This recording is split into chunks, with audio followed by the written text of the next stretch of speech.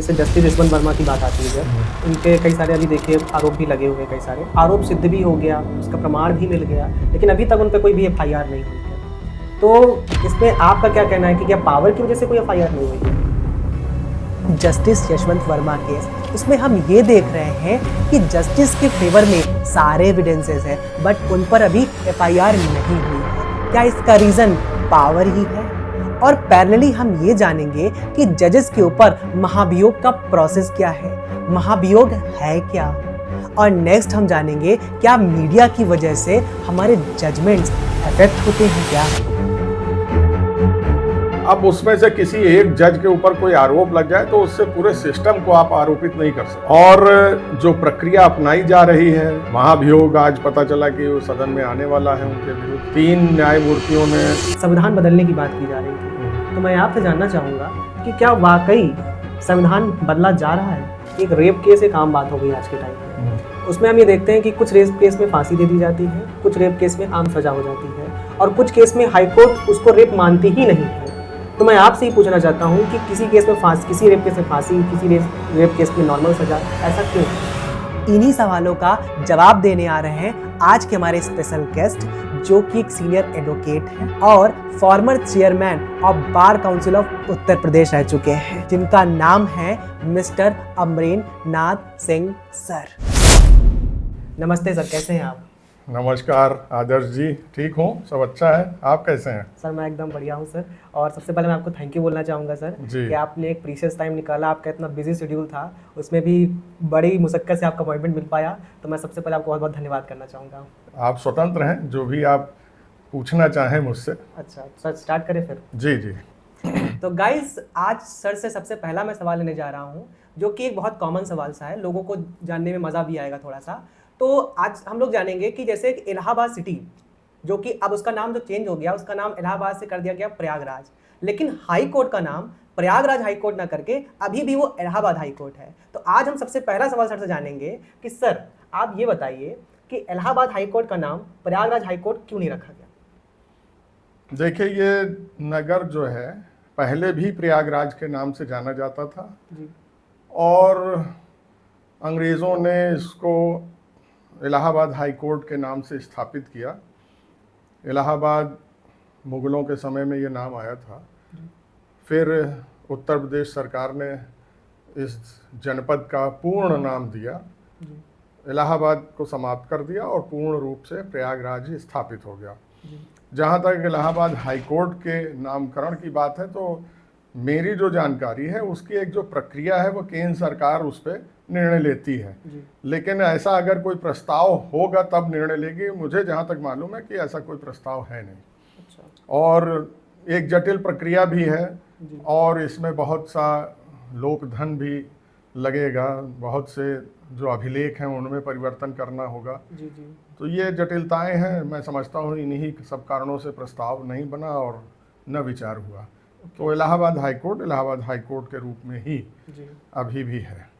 Sir अब मैं आपसे एक सवाल पूछना चाहूँगा कि रिसेंटली अभी लोकसभा इलेक्शंस हुए हैं, उसमें एक सबसे बड़ा जो मुद्दा था वो ये था कि संविधान बदलने की बात की जा रही थी। तो मैं आपसे जानना चाहूँगा कि क्या वाकई संविधान बदला जा रहा है? मुझे तो ऐसा नहीं लगता है। लोकसभा का चुनाव था, किसी भी पॉलिटिकल पार्टी के मैनिफेस्टो या एजेंडे में तो ऐसा नहीं था। कुछ लोगों के बयान पे एक वातावरण बना कि संविधान बदला जाएगा, तो वो चुनावी बातें थीं, उसके साथ ही चुनाव हो गया, वो बातें भी खत्म हो गई। लेकिन संविधान, जैसा कि मैंने एक आध बार देखा है, पढ़ा भी है, कि डॉक्टर अंबेडकर ने भी कहा था कि बोरोड कॉन्स्टिट्यूशन है, कालांतर में भविष्य में इसको और परिष्कृत करने या सुधार करने की आवश्यकता होगी। वैसे भी संविधान में स्वयं ही प्राविधान है कि उसका अमेंडमेंट किया जा सकता है परिस्थितियों के अनुसार। बहुत से अमेंडमेंट हुए भी हैं, लगभग 100 से ऊपर हुए हैं। दुनिया के हर लोकतांत्रिक देश में संविधान में समय समय पर परिवर्तन होते रहे हैं, समाज की आवश्यकताओं के अनुसार, अंतर्राष्ट्रीय परिस्थितियों के अनुसार। तो ये कोई ऐसा विषय नहीं है जिस पे कि बहुत उथल पुथल मचे। राजनीतिक विषय था, चुनाव समाप्त हुए, उसके साथ वो समाप्त हो गया। संविधान बदलने जैसा कोई अभी दिखता नहीं है। तो संविधान से मैं एक और चीज़ आपसे पूछना चाहूँगा कि जैसे हाईकोर्ट में कई सारे केसेस वगैरह होते ही रहते हैं, मतलब नॉर्मल सी बात है, तो उसमें जैसे पावर और पैसा, तो क्या हम पावर और पैसे से किसी कोर्ट केस से बच सकते हैं कि नहीं बच सकते? पावर और पैसा का कोई मतलब, इस जो आपका प्रश्न है ये बड़ा न समझ में आने वाली बात है। जी ये एक भ्रामक प्रचार होता है। जी लोकतंत्र में कार्यपालिका, न्यायपालिका और विधायिका 3 अंग हैं। जी ब्रह्मा, विष्णु, महेश हमारे सनातन संस्कृति में जैसे भगवान की तीनों की अपनी भूमिका है। तीनों सृष्टि की रचना में और उसके संचालन में एक संतुलन बनाए रखते हैं। तो वही भारत के संविधान ने भी तीनों को जिम्मेदारी दे रखी है कि आप संविधान के दायरे में अपने जिम्मेदारियों का निर्वहन करें और संतुलन बनाए रखें। तो कोई किसी को प्रभावित नहीं करता। कहा जा सकता है, आरोप लगते रहते हैं, लेकिन छुटपुट बातों के अलावा ऐसा नहीं है कि कहीं कोई प्रभावित हो रहा हो। जैसे हाल ही में हम एक केस देखते हैं, जैसे जस्टिस यशवंत वर्मा की बात आती है जब, मतलब वो उनके कई सारे अभी देखिए आरोप भी लगे हुए कई सारे, तो क्या अभी तक उन आरोप सिद्ध भी हो गया, उसका प्रमाण भी मिल गया, लेकिन अभी तक उन पर कोई भी FIR नहीं हुई है। तो इसमें आपका क्या कहना है कि क्या पावर की वजह से कोई FIR नहीं हुई है जस्टिस के ऊपर? पावर की बात हो सकता है जी, लेकिन मैं ऐसा समझता नहीं हूँ। मेरा व्यक्तिगत मानना ये है जी, कि न्यायपालिका की बहुत बड़ी गरिमा है और भारत की न्यायपालिका का जो मान्यता है, उसका सम्मान है, वो विश्व स्तर पे है। दुनिया के हर देश यहाँ की न्यायपालिका की दृढ़ता, निष्पक्षता की कायल है। अब उसमें से किसी एक जज के ऊपर कोई आरोप लग जाए तो उससे पूरे सिस्टम को आप आरोपित नहीं कर सकते। और जो प्रक्रिया अपनाई जा रही है, महाभियोग आज पता चला कि वो सदन में आने वाला है उनके विरुद्ध। 3 न्यायमूर्तियों ने, एक कमेटी थी सुप्रीम कोर्ट ने बनाई, उस पर अपनी रिपोर्ट दी है। जी, रिपोर्ट सार्वजनिक हुई है सोशल मीडिया के माध्यम से। जी, जी, जी, शासन या न्यायिक स्तर पर रिपोर्ट नहीं सार्वजनिक हुई है, लेकिन मान लेते हैं रिपोर्ट हुई है, तो उस पर बहस होगी सदन में, पार्लियामेंट में, और जो भी निष्कर्ष वहाँ निर्णय लिया जाएगा वो मान्य होगा। इसमें FIR हो सकती थी और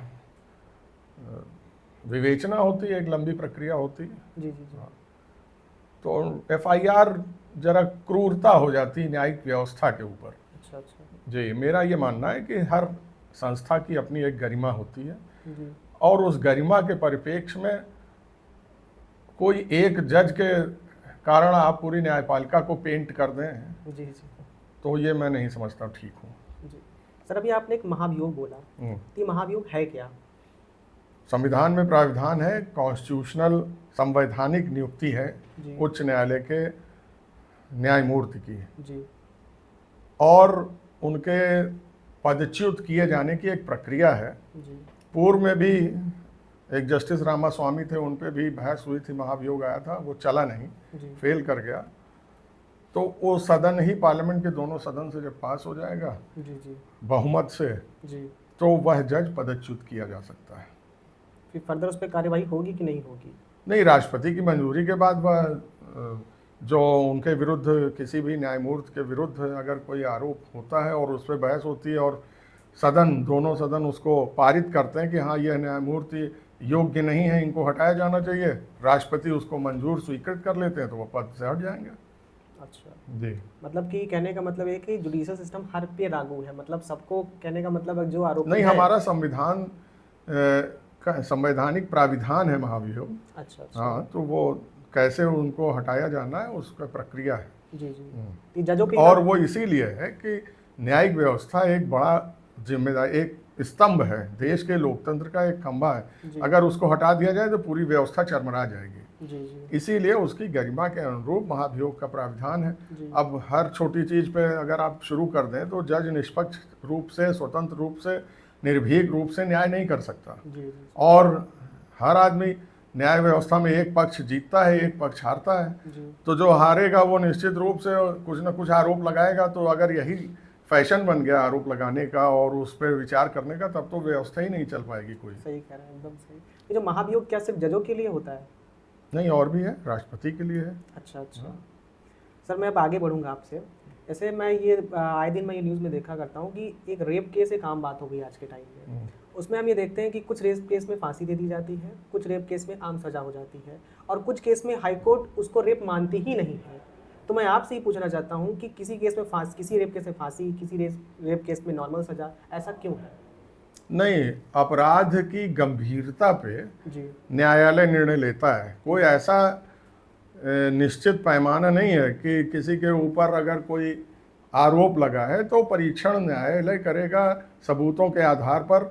मात्र एक आरोप लगा किसी के ऊपर जी और उसमें अखबारों में छपना शुरू हुआ, जी तो ये जो एक हिंदुस्तान में बड़ा दुर्भाग्यपूर्ण है, मीडिया में जो एक उछाल, जैसे ही कोई घटना हुई उसको इस तरह से उछाला जाता है, रंग दिया जाता है कि बस अब सब तय ही हो जाएगा, जी जी जी जो कि उचित नहीं है तरीका। जी जी आरोपित है जी वह कन्विक्टेड नहीं है, जी जी तो कन्विक्शन के पहले हर पक्ष को अपने को आरोपों से बरी होने के लिए निर्दोष सिद्ध करने का अवसर मिलता है। जी जी लेकिन ये एक पहलू है, ये तो न्यायिक प्रक्रिया है, लेकिन न्यायालय तो उस अपराध की क्रूरता, उस गंभीरता और क्या कैसे किसी महिला के साथ दुराचार हुआ है, जी उसके आधार पर वह फांसी देगा या क्या करेगा, वह निर्णय न्यायालय का है। अच्छा तो उसके पैमाने हैं, जी वो न्यायिक दृष्टिकोण से वो सब पक्षों को सुनने के बाद, सबूतों को देखने के बाद जी ही निर्णय किया जा सकता है कि यह दोषी व्यक्ति फांसी के लिए योग्य है या इसको आजीवन कारावास होना है, क्या क्या है उसका अलग अलग है। और जो भारतीय न्याय संहिता है उसमें विभिन्न प्राविधान है कि कैसे ये जो बलात्कार या रेप का मामला है कैसे देखा जाएगा, जी किस श्रेणी में आएगा। जी सर, अभी आपने मीडिया की बात कही, तो क्या मीडिया ट्रायल की वजह से जजमेंट इफेक्ट होते हैं कि नहीं होते हैं? हो भी सकते हैं, कोई ताज्जुब की बात नहीं है। एक वातावरण बनता है जी और उस वातावरण से अगर जनमानस प्रभावित हो रहा है जी तो उसी समाज का हिस्सा न्याय अधिकारी भी होता है जी और कभी कभी प्रभावित हो सकता है निर्णय। जी जी जी लेकिन सामान्य रूप से न्यायपालिका पर अभी ऐसा कोई जी दृष्टांत आया नहीं है कि हम ये कह सकें कि ये जजमेंट मीडिया ट्रायल की वजह से प्रभावित हुआ। जी लेकिन यह बात चिंताजनक जरूर है कि मीडिया अपनी सीमाओं को पार कर चुका है जी कि किसी भी विषय पे जिसके ऊपर आरोप लगता है उसका भी जीवन समाप्त होता है, सामाजिक जीवन, जी कि उसको तिरस्कार के रूप में लोग देखने लगते हैं। जी जी ये अच्छी बात नहीं है। जी सर, जैसे मैं एक और चीज़ आपसे पूछना चाहूँगा, लोगों का ये आम सवाल भी रहता है कि एक तरफ हम बात करते हैं justice delayed is justice denied की बात करते हैं, और एक तरफ हम देखते हैं ये है कि कोई व्यक्ति है उसको न्याय मिलता ही नहीं, मतलब न्याय के लिए लड़ाई करते करते वो मर जाता है। कहने का मतलब आज के टाइम में भी हमको न्याय इतना देरी से क्यों मिल रहा है, इसका क्या कारण हो सकता है? मेरा स्वयं का एक सीलिंग का मुकदमा था जी, जो 42 साल में जा करके निर्णित हुआ, इसके बारे में थोड़ा बताइए। और न्यायिक व्यवस्था में न्यायिक अधिकारियों, न्यायमूर्ति गणों के, उच्च न्यायालय के, उच्चतम न्यायालय की सब प्रक्रिया संविधान में दे रखी है। जी लेकिन संविधान में जो प्राविधान है उनको चलाएगा कौन? जो व्यक्ति चुना जाता है, जिसकी जिम्मेदारी है संविधान के व्यवस्थाओं को आगे बढ़ाना। जी अब हाईकोर्ट में लगभग आधी संख्या उत्तर प्रदेश में न्यायमूर्ति गणों की खाली है। अच्छा, और समय से अगर नियुक्तियां नहीं होंगी तो मुकदमों में फैसला नहीं होगा। जी जी उत्तर प्रदेश की जो अवर न्यायालय हैं जनपद स्तर के, जी वहाँ भी बहुत बड़ी संख्या में न्यायिक अधिकारियों के पद रिक्त हैं, जी न्यायिक कर्मचारियों के पद रिक्त हैं, जी और संसाधनों में भी बहुत कमी है। जी जी बहुत लोगों को न्यायिक अधिकारियों के लिए भी सामान्य जो प्रसाधन की सुविधाएं हैं जी जी वह नहीं उपलब्ध है। उनके पास स्टेनो नहीं है, लिखने वाले नहीं है, पेशकार की कमी है, कर्मचारियों की कमी है, और ये सब करने की व्यवस्था करने की जिम्मेदारी है शासन की, और शासन उसमें कहीं ना कहीं वह चूक रहा है, और ये लगातार है। पिछले 30 वर्षों से तो मैं यही देख रहा हूँ कि समय से लोग पद खाली हैं और नियुक्तियां नहीं हो रही। यही स्थिति उच्च न्यायालय में भी है। सुप्रीम कोर्ट में पद भरे हुए हैं, 34 जज वहाँ हैं स्थायी जजों के, और वो भर जाते हैं। लेकिन उच्च न्यायालय में भी वही हाल है, वहाँ भी एक अच्छी संख्या में न्यायमूर्ति गणों के समय से अगर नहीं होगा तो न्यायिक व्यवस्था विकलांग रूप से चल रही है। आप समझ सकते हैं कि आधी क्षमता पे उच्च न्यायालय इलाहाबाद काम कर रहा है। जी। हमारे यहाँ के जो जजेस हैं उनके यहाँ 200, 300, 400 केसेस लगते हैं प्रतिदिन, और 10 बजे से 4 बजे के मध्य न्यायमूर्तिगण भी अधिवक्ता भी जूझ रहे हैं, संघर्ष कर रहे हैं। लोग चाहते हैं मेरा मुकदमा हो जाए, लेकिन काम करने की भी सीमाएं हैं। वो भी आदमी हैं, 8 घंटे 10 से 4 ही तो काम करेंगे। उसके बाद जजों के पास प्रशासनिक काम है। जी जी। उनको स्टेनो नहीं है, उनके पास कर्मचारी नहीं है, समय से नियुक्तियां नहीं हो रही हैं, और वही परिस्थिति अधिवक्ताओं के साथ है। जी। अधिवक्ता के ऊपर भी बहुत भार है, बहुत तनाव है उनके ऊपर। जी जी। तो हम ये अपेक्षा करें कि समय से किसी को न्याय मिल जाए, ये बेईमानी है। जी। और हम इस जो संवैधानिक व्यवस्था है इसमें कहीं ना कहीं चूक है। जैसे आपने कहा पद खाली है, न्यायिक पद खाली है, तो ये खाली होने का कारण क्या है? भरे क्यों नहीं जा रही है? भरने की प्रक्रिया में देरी हो रही है। अच्छा जी। फिर इसमें सरकार का रोल होता है क्या इसमें, इसको भरने के लिए? नहीं, जैसे प्रदेश की न्यायिक व्यवस्था में तो सरकार नियुक्तियां निकालती है। जी जी। उसमें परीक्षा पास करते हैं लोग, जी जी। फिर उनका साक्षात्कार होता है, फिर नियुक्ति होती है। जी लेकिन अब अगर 500 पद खाली हैं जी। और 200 या 300 नियुक्ति के लिए अगर विज्ञापन निकला है, तो जी, जी। अब ये दिक्कतें यही आ रही हैं कि समय से, देखिए सबको मालूम है कि एक अगले साल कितने पद रिक्त होंगे। जी जी जी। तो आप पहले से ये व्यवस्था करिए। एक जमाना था कि हाईकोर्ट में रिक्त होने के पहले जी नियुक्तियों की घोषणा हो जाती थी, जी जी। और जब पद आता था तो आदमी न्यायमूर्ति के रूप में शपथ लेता था, काम करता था। जी अब धीरे धीरे कुछ व्यवस्था ऐसी बिगड़ती गई जी जी। कि आज हालात यह है कि हम आधी संख्या पे जी न्यायिक व्यवस्था चल रही है। तो हम इसलिए आम आदमी हो चाहे विशेष आदमी हो, उसको न्याय मिलने में समय लग रहा है। जैसे अभी आपने कहा कि एक केस था जिसमें 42 साल लग गए, जी। थोड़ा उसके बारे में आप बता सकते हैं कि 42 साल मतलब कैसे स्टार्ट हुआ वो केस, मतलब कैसे स्टार्ट हुआ था वो केस, कैसे मिला था आपको?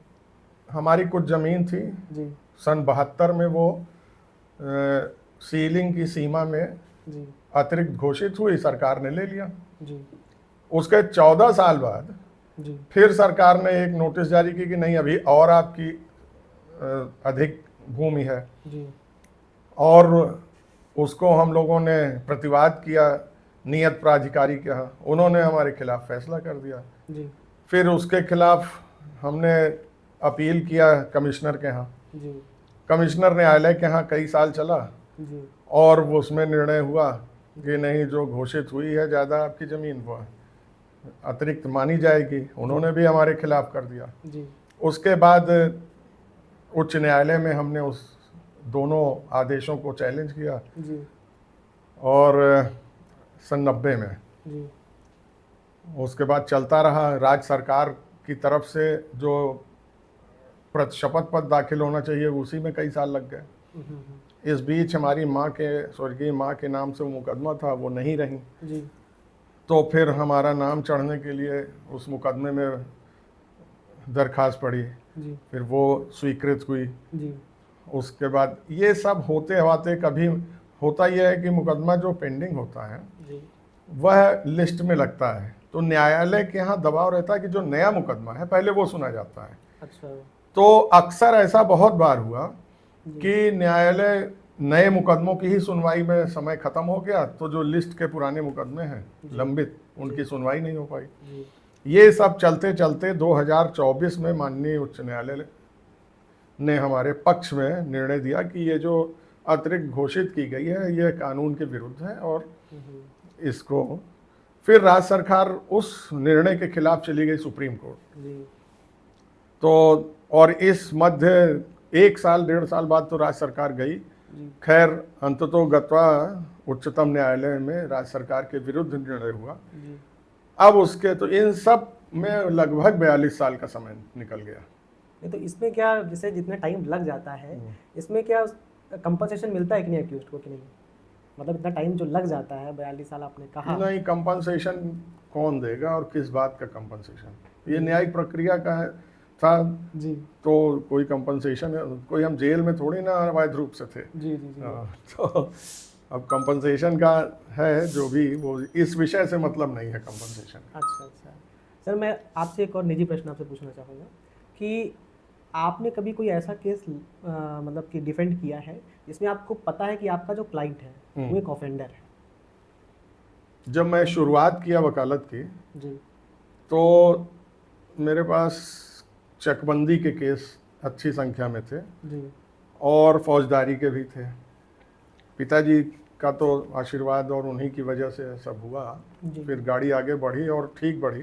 जी तो ये तो बड़ी स्वाभाविक सी बात है, न्यायिक सुरक्षा सबको मिलनी चाहिए, ये सिद्धांत है। जी और किसी को भी आरोपित को जी दोष मुक्त होने के लिए जी न्यायालय बना है कि वहाँ वो यह सिद्ध करे कि हमारे ऊपर जो आरोप है वह मैं उसका दोषी नहीं हूँ। जी तो अधिवक्ता के रूप में यही सीमाएं हैं कि अगर आपके पास कोई आता है जी कि मुझे आप न्यायालय में मेरी बात रखें, जी तो हमारा काम या किसी भी अधिवक्ता का काम है कि हम उसको निर्भीक होकर के उसकी बात तथ्यों के आधार पर और सबूतों के आधार पर रखें न्यायालय के सामने। जी अब ये हम तय करने वाले कौन हैं कि यह आदमी अपराध में लिप्त था या नहीं था, जी पहली बात। लेकिन अगर हमें मालूम भी है कि यह अपराध में लिप्त था, जी तो यह हमारा व्यावसायिक दायित्व भी है और नैतिक दायित्व भी है जी जी कि हम उसकी बात न्यायालय में रखें। जैसे कि एक मान लीजिए हम जान रहे हैं कि मेरा मुवक्किल हत्या किया है, जी लेकिन उसकी नीयत नहीं थी हत्या करने की, जी किन्हीं ऐसी परिस्थितियों में हत्या हो गई, हम्म, वो अपने बचाव में कर रहा था, या वो न हत्या करता तो उसके प्राणों के खतरे में थे। वहाँ पे हम अगर न्यायालय में यह बात सिद्ध करने में सक्षम होते हैं जी कि इनका ये दोष नहीं है, जबकि हम जानते हैं कि उसने हत्या की जी और वह बात सही भी है, जी लेकिन परिस्थितियां कारण कुछ और थे जी जिसमें कि वह मजबूर था, जी तो हम उसकी तरफ से अदालत को स्पष्ट करेंगे अपने तर्कों और सबूतों के आधार पर। जी फिर न्यायालय निर्णय करेगा कि नहीं आप गलत कह रहे हैं या सही कह रहे हैं। जी तो हमारी जो व्यावसायिक दायित्व हैं, वह संविधान भी हमें उसके निर्वहन की स्वीकृति अनुमति देता है और सामाजिक व्यवस्था भी ऐसी है। नहीं, जैसे एक एडवोकेट है, उसके पास कोई क्लाइंट आया और उसको पता है कि उसका क्लाइंट ऑफेंडर है, उसने जान के ही किसी का मर्डर किया है, तो क्या वो उसका केस लेना, मतलब क्या उसको केस लेना चाहिए कि नहीं लेना चाहिए? क्या उसको अपनी मोरल वैल्यूज के साथ देखिए, कॉम्प्रोमाइज करना ऐसा चाहिए? है, बार काउंसिल ऑफ इंडिया 1961 अधिवक्ता अधिनियम के तहत गठित है। जी उसमें अधिवक्ताओं के लिए आचरण के नियम हैं। उन नियमों में से एक ये भी है कि आप किसी भी व्यक्ति को मना नहीं करेंगे।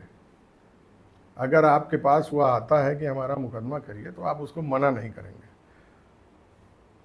अनलेस कि कोई बहुत ऐसी परिस्थिति ना हो कि आप उस मुकदमे को नहीं कर सकते हैं, उस विषय के जानकार नहीं हैं उस क्षेत्र के इसलिए, या अन्य कोई बहुत मॉरल मामला है। नहीं तो आपको कानून का ये दायित्व है कि आप देखिए, एक अधिवक्ता के रूप में हम न्यायालय के अधिकारी भी हैं, और अधिवक्ता की भूमिका है न्यायालय को सहयोग करना निर्णय आने में। तो हम किसी भी मुवक्किल क्रिमिनल साइड में अगर किसी भी आरोपित के पक्ष में खड़े होते हैं, तो हम साथ ही साथ न्यायालय को भी सहयोग करते हैं जी कि वह अच्छे और निष्पक्ष निर्णय पे पहुंचने में न्यायालय को सुविधा हो। तो ये भूमिका है एक अधिवक्ता के रूप में। और ये जो नैतिक पैमाने बन जाते हैं कि हम उनको वकालत नहीं करेंगे, ये है वो है, तो ठीक है, वो स्वतंत्रता तो है ही है एक अधिवक्ता के रूप में, जी लेकिन वो कोई नहीं खड़ा होगा तो न्यायालय फिर उस व्यक्ति को उसको डिफेंड करने के लिए जी। नियुक्त कर सकती है अच्छा, अधिवक्ता। ये तो क्या फिर उसको फीस देनी पड़ेगी कि नहीं देनी पड़ेगी? वो न्यायालय देगी, शासन देगा। अच्छा, वो बना है, नियम बने हैं उसके, जी जी, वो भी देंगे, सक्षम होंगे तो देंगे। अच्छा अच्छा, अगर मान लीजिए किसी मामले में एक व्यक्ति चाहता है कि हमें बचाया जाए, जी। लेकिन वातावरण ऐसा बन गया उसके विरोध में जी। कि कोई उसका केस लेने के लिए या उसके पक्ष में खड़ा होने के लिए तैयार नहीं है, जी तो ऐसी परिस्थिति में न्यायालय उसको एक वकील की सुविधा उपलब्ध कराएगा। जी। लेकिन अगर वो आर्थिक रूप से ठीक जी। है तो पैसा वही देगा, अच्छा, और नहीं है, गरीबों के लिए बना है जी तो, या अक्षम लोगों के लिए, तो वो न्यायालय दिलाता है शासन से। जी।